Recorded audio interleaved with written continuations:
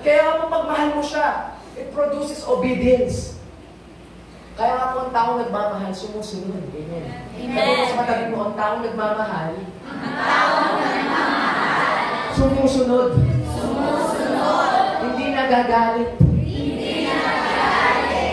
Kaya nga po pag yung... Kaya nga po pag yung taong mahal mo, pag inutusan mo, hindi na sumunod sa'yo, nagalit. Hindi ka na mahal niyan.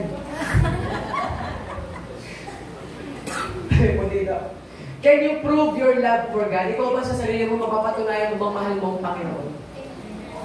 Siyempre sasabi dito, mapapatunayan mo mahal nga ang Diyos. Raise your hands. Raise your hands. Sino po dito? Sige po, taas na po natin. Kalahat, 50-50 nagtataas sa kamay, no? Yung iba hindi nila mapuprove, yung iba naman mapuprove nila yung pag-ibig nila sa Diyos. Okay. Tingnan po natin, kapatid. Are you here tonight out of love or out of routine? Sino po dito kaya siya nag-church, kaya siya umattend ng midweek service dahil mahal niya ang Diyos at hindi dahil nakasanayan niya na lang? Kalahati po, ano? Alam mo po mga kapatid, I admire honesty. Sa iba po dito. Kasi kung iba, yung iba po sa atin dito, kasi nakasanayan na lang, brother. Kasi naging tradisyon ko na lang. Dahil brother, naging religious routine ko na lang itong bagay na to. And I want you to know, kayo mga hindi nagtaas ng kamay, God is preaching to you right now and God wants to break that routine. Gusto na lang pag pupunta ka sa church, hindi out of routine, kundi out of love. Amen? Pupunta kayo tayo dito dahil mahal mo ang Diyos. Pag may nagtanong sa'yo, bakit ka nag-church? Dahil mahal ko ang Diyos. Bakit ka sumasamba? Dahil mahal ko ang Diyos. Bakit sumusunod ka? Dahil mahal ko ang Diyos, kapatid. The only chance of Diyos is without God. Kasi pag nandito ka na lang, alam mo paano malaman pag-routine. Hindi na kailangan ng matinding proof eh. Pag nandito ka, nababagot ka na, parang wala na excitement, parang napapagod ka na, tinatamad ka na, si Braga na naman nag-preach, ano oras na makaabutin to, tagal-tagal. Gusto ko na umuwi. Hindi na out of love na kapatid, out of routine na lang kaya ka nandito. Bakit? Kasi gusto mo na matapos agad. Gusto mo na makauwi. Di ba? Katulad kanina, advance agad yung isip mo. Nandito ko pala, ini-imagine mo na yung sarili mong nakahiga sa kama nanonood ng TV. Hindi pa natatapos yung service na iisip mo na yung sarili mo na nagluluto ka ng hapunan para sa mga anak mo. And if you love God, ang unang priority mo pag nandito ka, lahat ng tumatakbo sa isip mo, pinitibok ng puso mo ang Panginoon. Kaya ka nandito, tandaan mo kapatid, hindi ka nandito dahil nahaya ka lang. Hindi ka nandito dahil nakasanayan mo lang. Nandito ka dahil mahal mo ang Diyos, ipapaalala mo lang sa iyo kapatid. The moment na pumakit ka ng hagdanan na yan, kaya ka nagpunta dito dahil mahal mo ang Panginoon. Hindi nakasanayan mo lang. Right now, I am breaking that mindset na nakasanayan mo lang pumunta sa church. Hindi kapatid. Nandito ka dahil mahal mo ang Panginoon. Ako sa isip ko, at sa mga nasabi ko ganyan, hindi po nagtaas ng kamay. Na sinasabi nila parang nakasanayan ko na lang, brother, kaya ako nandito. Kasi ilang taon ko na ginagawa, ilang taon na ako nandito, nakasanayan ko na lang napupunta ng church, every Sunday, pagdating ng ganitong oras, uuwi na ako. Hindi po ganun kapatid. Kaya nga po namamatay yung joy. Kaya nga po, di ba, gusto mo ibigay yung excitement mo, gusto mo bigay enthusiasm mo, gusto mo bigay yung joy mo, gusto mo manatiling gising sa preaching, gusto mo manatiling buhay sa preaching, gusto mo tumalon-talon pag praise and worship, gusto mo umindak-indak, kaso hindi mo magawa. Bakit? Kasi wala na yung love. Nakasanayan mo na lang kasi pumunta dito. Nakasanayan mo na lang mag-church.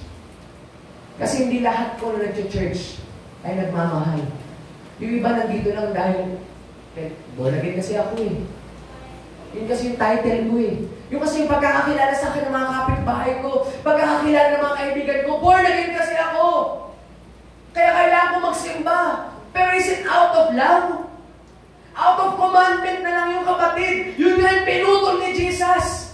Hindi makasunod yung mga tao sa 10 Commandments. Kaya nung sinabi ni Jesus, binray kayo yung mga bagay ng pinagtibay niya pa at ginawa niya ng dalawa na lang yun. Out of love. Ano sinabi ng 10 Commandments? Do not do this, do not do that. Huwag mong gagawin to, huwag kang gaganyan, huwag kang gagawin to, huwag mong gagawin to. Sabi ni Jesus, hindi magawa-gawa ng mga tao yan. Kaya ito na lang, ibigin mo ang Diyos mo. Ibigin mo ang kapwa mo. Yung dalawang bagay na yun because Jesus know na pag nagmahal ka, yung 10 Commandments na yun, magagawa mo. Amen. Kasi naniniwala ako sa taong nagmamahal, magagawa niya lahat ng bagay. Di ba may katagangan tayo na pag umiibig kahit ang mga bituin, kaya kong sungkitin.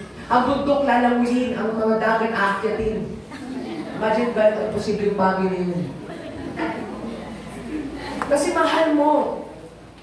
Kaya nga po, are you here tonight? Out of love or out of fear? O dahil natatakot ka na lang, baka sabihin ng mga kanan, hindi na nagsisimba si ano. O baka natatakot ka kaya ka nag-church, dahil natatakot ka lang, baka ma-impyerno ka. Sino dito nag-church dahil natatakot siya, dahil baka ma-impyerno siya? Okay, wala nagtaas ng kamay. Pero hindi na pinaparamdam sa akin ng Lord eh.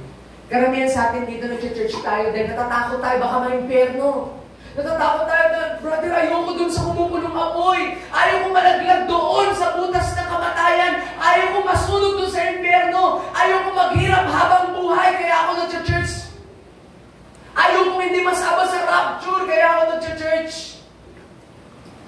Natatakot ako, kaya ako nag-church. Kaya nga po sinabi ng salita ng Diyos, di ba po? Sabi po din sa 1 John chapter 4, verse 18, there is no fear in love, but perfect love casts out fear. For fear has to do with punishment, and whoever fear has not been perfected in love.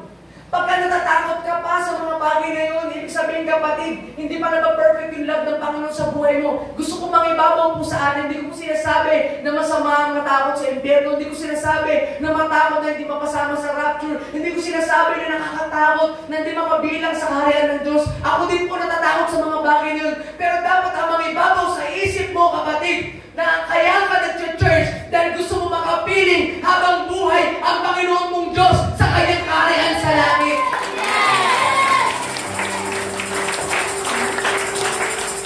Kasi kung ikaw, gusto mo ma-rapture at ni-rapture ka ng Panginoon, pero yung puso mo naman talaga, hindi ka naman talaga nagmamahal sa kanya. Pagdating sa langit, baka hanapin mo yung cellphone mo. Baka hanapin mo yung trabaho, baka hanapin mo yung mall. Baka hanapin mo yung galaan, baka hanapin mo yung mga kaibigan mo. Baka hanapin mo yung taong pinupormahan mo. Baka hanapin mo yung ganito, yung ganyan. Baka yun lang. Then out of fear lang, kapatid. Pero pag out of love, mahal mo ang Panginoon ng Diyos. Kasi walang papapigil, walang makakapagpigil sa'yo. Number 4, allow God to set you free. Kasi kung minsan, in bondage pa rin tayo. Sometimes, the only one that hinders our freedom is ourselves. Kapatid, kung minsan, ikaw na lang ang pumipigil sa sarili mo kaya hindi ka makalaya. Because we are limiting ourselves. Pinipigilan natin yung sarili na hindi pwede, Panginoon. Hindi ko pwedeng gawin itong bagay na ito kasi kailangan ko ito, kailangan ko yan. We tend to stop our freedom when we practice sin. Lord, hindi ko mapigilan kailangan ko itong bagay na ito.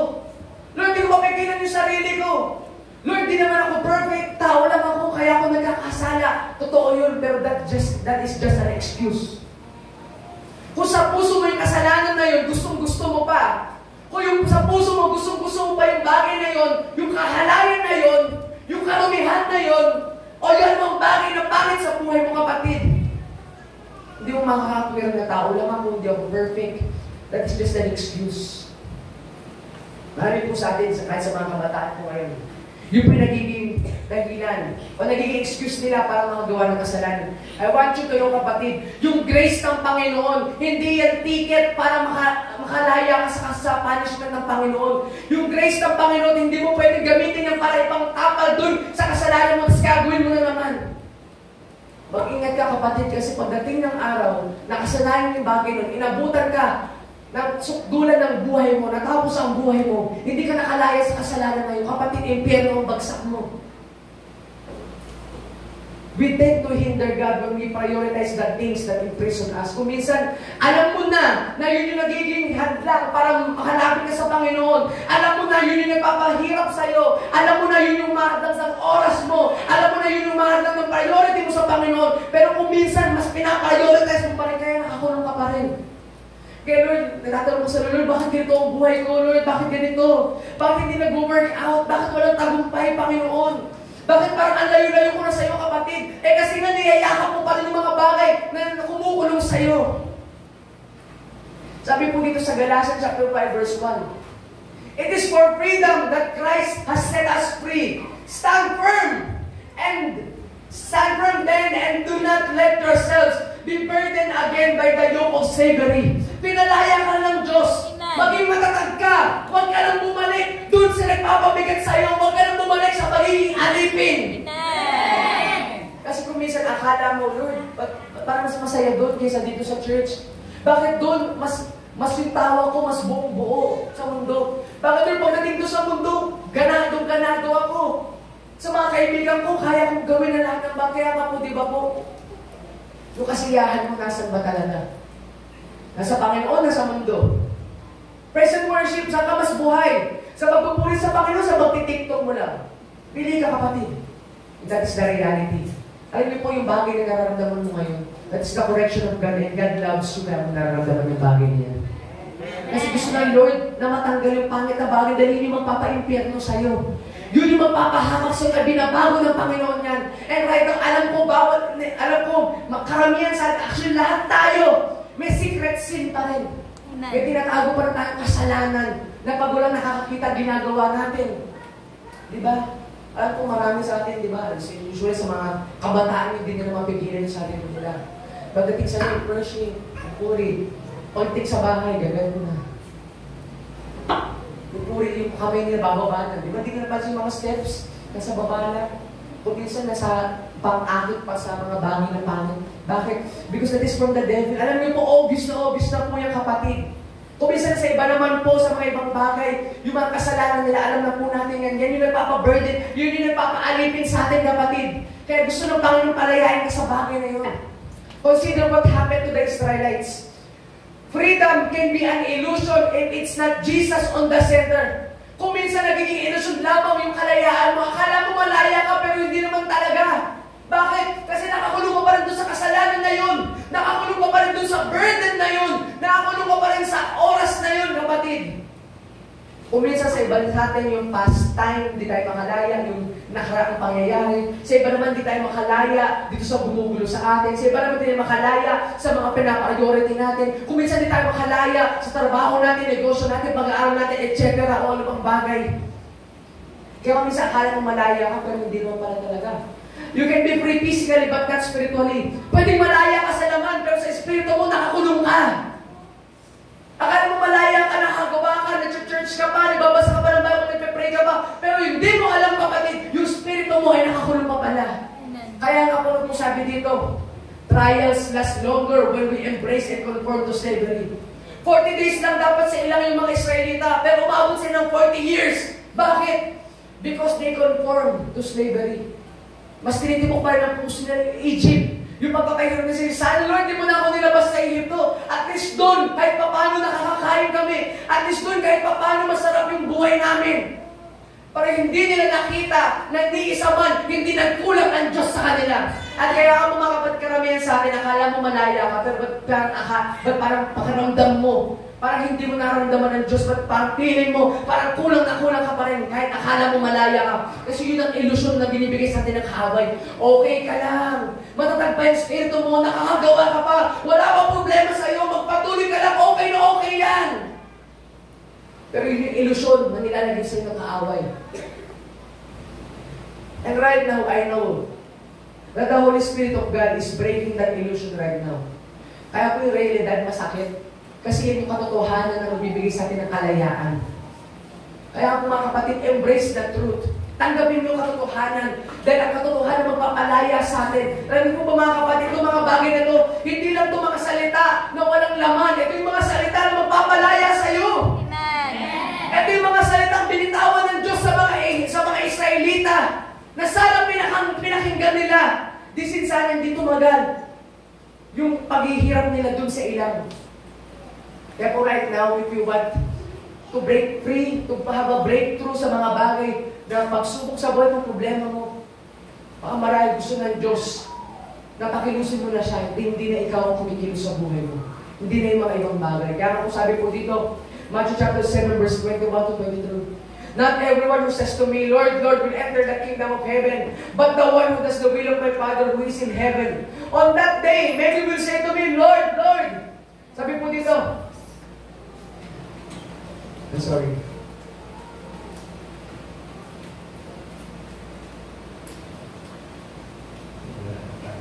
will enter the kingdom of heaven, but the one who does the will of my Father. Hindi po lahat talaga, kapatid, ay makakarating sa kaharian ng langit. Hindi po lahat tumatawag, Panginoon, Panginoon, ay makakarating sa kalangitan sa kaharian, sa kalangitan po, mga kapatid. Kaya po winawarningan tayo ng Panginoon. Dahil mamaya, akala mo, kaukita yung spirito mo, pero pagdating ng araw, ikaw yung nagsasabi ng Lord, Lord, papasukin mo ako. Dahil sabi po dito sa Matthew 7 verse 31-23, Lord, Lord, did we not prophesy in your name and cast out demons in your name? Do many mighty works in your name? And then will I declare to them, I never knew you. Depart from me, you workers of lawlessness.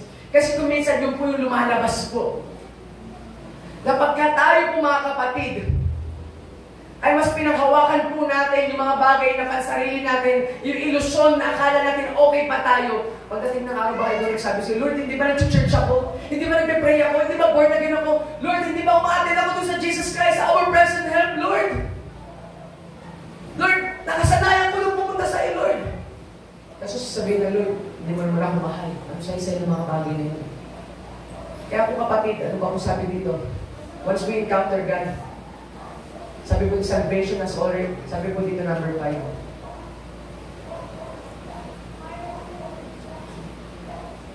Sorry. Pag hindi na po siya yung nagiging priority po natin.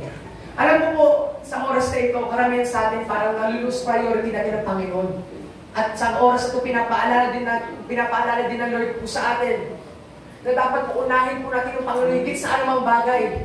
Seek first the kingdom of God and His righteousness, and everything shall be added unto you.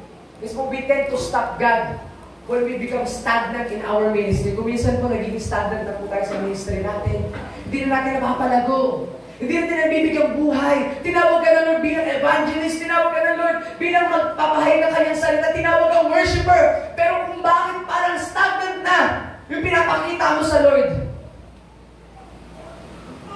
doon natin napipigilan ng Diyos. Pag yung ministry mo, tinalikuran mo. Yung ministry mo, dinadaos mo na lang. Yung ministry mo, hindi mo na binibigyan ng importansya o kahalagahan. Lahat po tayo may ministry sa Panginoon. Huwag mo tayo sabihin, ako wala akong ministry sa Lord. Pag wala kang ministry sa Lord, kapatid, the chances of salvation are very low. Kasi lahat tayo binigyan ng tungkulin ng Panginoon. Kasi ano sabi ng Panginoon, ano sabi na pagdating natin dun sa kalangitan? Welcome, my good and faithful servant! At lahat ng servant may tungkulin. Amen? Amen. Lahat ng servant may kampanin. Amen? Amen. Pero sa oras na ito, lumalapit ka sa Diyos pero wala kang gampanin. Lumalapit ka sa Diyos pero wala kang ginagawa para sa ikararangal niya. Hindi ka man lang nagpapahayag ng salita ng Diyos, hindi ka man lang nag-aakay ng kapwa mo. Hindi ka man lang nagiging masugid na tagasunod ng mga bagay na napapakinggan mo. How can you say na maririnig mo yung salita ng kataga na Panginoon, well done, my good and faithful servant. Kaya nga po, kapatid, work out your ministry. Sabi mo sa katabi mo, work out your ministry. Work out your ministry. May gampanin ka sa Diyos. May gampanin ka sa Diyos. Kasi pag tinilikuran mo, yung gampanin mo sa Panginoon, pag dinaos mo na yung gampanin mo sa Diyos, kapatid, doon mo napipigilan yung pagkilos ng Diyos sa buhay mo. Sabi ko, with this our salvation, when we become confident in our works. Dito naman po isang bagay po. Kasi kung minsan naman po kabaliktaran naman po, gumagawa tayo ng gumagawa, we are proud of ourselves. Ako, nagagawa ko itong bagay na to. Hindi ako katulad ng ibang tao. Ako, nag-church ako naglilipod ako gumagawa ako nakakapagpahayag ako ng salita ng Diyos. Ako nakakapag-evangelize ako nagagawa ako itong mga bagay na to. When you become too confident sa bagay na yun, doon din nawawala. O doon din nawawala yung salvation po. Nire-risk natin o sinusugal natin yung kaligtasan natin. Because we are not saved by good works, kapatid. Amen. Hindi mo pwedeng pagmalaki sa Panginoon yun. Kaya po isa man po sa atin, if you're doing something to glorify God, if you are doing something to gratify, to glorify God sa buhay mo, hindi mo na kailangan pagmalaki.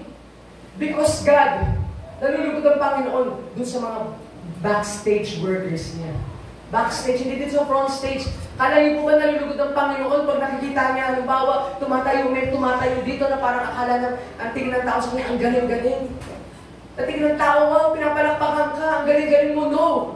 Isang parusa pa yun sa mga tao talaga naglilingkod sa Diyos. Dahil ayaw ng mga tao yun na hinahangaan. Gusto ng tao yun, ang lahat ng papulit sa Diyos lang. Kaya inuulit namin sa iyo yung nagsasalita dito, kundi ang Panginoon, presensya ng Lord, ang nandito ngayon na nangangaral sa inyo. Amen! Kaya mga po kapatid, we must not be confident in our works. Sabi po dito, sabi po, salvation has already been given. The question is, what are you doing to maintain your salvation? Ano ba ginagawa mo para maintain yung salvation mo? Kasi ikaw, kapatid, bawat isa po sa atin dito, binigyan ka ng kaligtasan, amen. Kaya sabi nila, di ba, na may nagsasabi na once you're saved, you're always saved. Actually naman, totoo naman yun. Napagligtas ka naman talaga. Pero ang problema, kapatid, na may maintain mo ba yung kaligtasan sa buhay mo? Because alam po natin na yung mga bagay na kasalanan sa buhay natin, yung mga bagay na kakulangan natin pagdating sa Panginoon, yun yung nagiging dahilan para hindi ma-maintain yung kaligtasan sa buhay natin. Do you have a goal to reach God? Meron ka bang goal na ma-reach ang Panginoon? Kasi kung minsan parang wala na, di ba? Para pupunta ka sa church, parang okay lang. Hindi ko na matapos yung oras. Di ba? Malapit yung oras. 6:41 na. Maya-maya kailangan magtapos si brother. Kailangan conclusion na siya. Kasi pag di siya conclusion, di na ako makapagsain mamaya. Diretso tulog na ako na to. Di ba? Parang ganun na nangyayari. Kaya meron ka bang goal? Nandito ka ba ngayong gabi to? Goal mo ba? Na makuha yung rhema words ng Panginoon? O goal mo na makauwi na lang agad? Goal mo ba ngayon na makuha yung mensahe sa iyo ng Diyos? O papalagpasin mo na naman itong preaching na to na wala ka na naman nakuha sa Panginoon? Kapatid, how many years or how many months, days ka na nandito sa church? May nakuha ka bang aral? Na masasabi mo, ito yung aral na susumbagin na magpapabago sa buhay mo. Kasi kung minsan darating ang maraming service, maraming preaching, maraming sermons. Pero parang ang nangyayari, pinapatapos mo na lang at wala ka ng kinukuha rhema words. At po dito rin po, alam niyo po, can I be honest with you po mga kapatid? Ako ganito ako. Kung minsan parang, ano ba yan, parang gusto nang matapos. Parang nagkakaroon ka ng boredom, nagkakaroon ka ng nawawala ng excitement mo, enthusiasm mo. Kung pinag-aaralan mo ito, grabe, sakit sa kalooban. Kasi sabi ko, Lord, ito ako eh. Kung minsan nawawalan na ako ng excitement. O minsan tulad nyo, tulad po ng bawat isa kung sa atin, minsan nakakaramdam din ako ng antok. Pero sabi ko, nilalabi ko sa sarili ko, hindi pwede to. Kasi hindi naman ito yung design ng Lord sa akin. Hindi naman tinawag ng Lord para mawala yung excitement ko sa akin. Kasi kung pag nawala yung excitement mo sa Panginoon, nawala yung excitement mo sa pakikinig ng salita ng Diyos, nawawala na rin yung love mo sa Kanya. At kung nawala yung love mo sa Kanya, mawawala yung salvation mo, kapatid. Bakit mawawala yung salvation mo? Dahil mawawala ka ng effort para gawin yung mga bagay para sa Panginoon. Mawawala ka ng goal para abutin ng Panginoon. Are you willing to lay aside everything for Him? Binigyan na sa yung salvation ngayon. Willing ka ba na i-lay aside lahat ng meron ka para sa ikararangan niya? Willing ka ba na sa oras na ito, kung tinamaan ka at nakuha mo yung pinapabago sa iyo ng Lord, willing ka ba na gawin yung bagay na yung kapatid? Kung yung sa routine o yung nakasanayan mo na lang kasi mag-church, wala na yung pag-ibig mo, willing ka ba baguhin yun, kapatid? Kung yung sa pagiging overthinking mo at negativity na rin pumapasok sa isip mo mga pangit o yung mga advanced thinking na hindi naman talaga karapat-dapat sa Panginoon, willing ka ba baguhin yung kapatid? Are you willing to lay that aside for the glory of God? Kung yung puso mo punong-puno ng galit, willing ka ba i-lay aside yun para sa kairarangan ng Panginoon? Kung yung buhay mo, gusto mo may mga bagay pumipigil sa'yo para hindi mo mapagamit sa Panginoon, willing ka ba i-lay aside yun para sa Diyos? Right now, sa gabi nito, willing ka ba na i-lay aside yung sabihin natin yung pagkawala ng excitement mo, yung boredom mo, yung parang umay ka na, gusto mo na umuwi. Kumahal mo ang Diyos, are you willing to lay aside that? Willing ka mong magbigay ulit ng excitement sa pakikinig? Minsan po sa ganito, kasi wala na nag-i-amen sa bagay na yun. Kasi kung if that is the truth, are you willing to lay aside? Amen, Lord! Yes, Lord, I will lay that aside. Kaya mga kapatid, sa gabing ito, the words that you have heard, ito yung mga bagay na magpapalaya sa atin. Salvation is not a place, but it's being with the very near presence of God for all eternity. Natapos ang kaligtasan hindi lugar. Ang kaligtasan ay hindi langit. Ang kaligtasan ay sa presensya ng Panginoon. Amen. Ang kaligtasan hindi lugar yan na gusto mo lang puntahan. Ang kaligtasan ay nasa presensya ng Panginoon na makakasama mo siya panghabang buhay. Kaya nga po, being in the community of saints can greatly increase your chances to maintain your salvation. Kasi a church is not established, a church is not established for a clean and good person. Hindi para sa tao mababait, hindi sa mga tao malilinis. Kaya sabi ko sa inyo, lahat po tayo marurumi. Lahat po tayo madudumi. Lahat po tayo nangangailangan ng kaligtasan. Kaya